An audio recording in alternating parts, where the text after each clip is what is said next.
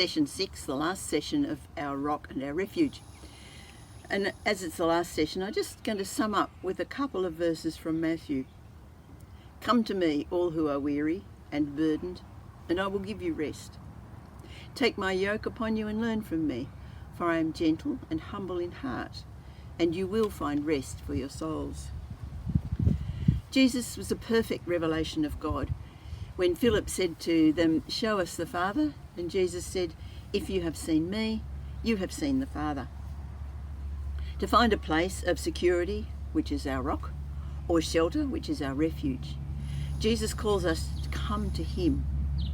His promise is that we will find in him that he takes our burdens upon himself, and we will have rest and peace. Now, it doesn't mean that he takes away our troubles, but that he does the heavy lifting for us. The verse which says, take my yoke upon you, uses a practice from the olden days when they were training a young ox to pull the plough. They would yoke it together with an older and experienced animal. And the older and experienced animal would do all the heavy work, but the young one was just guided along with it, learning how to do it. To come to Jesus means allowing him to work with us in all the experiences of our life, and yet he does the major lifting. And this is God's heart for us. 2 Corinthians 1:3 says, praise be to the God and Father of our Lord Jesus Christ, the Father of compassion and the God of all comfort, who comforts us in all our troubles. Or Isaiah 66:13, as a mother comforts her child, so will I comfort you, and you will be comforted over Jerusalem. If we were looking for a place of refuge during a bushfire, we'd need to make sure that we found a place that was actually safe. I remember hearing the story of one woman in a fire who thought she'd be safe by getting into a water tank. Unfortunately, the fire simply boiled the water. God chided the people of Israel when they made alliances with other countries instead of asking him.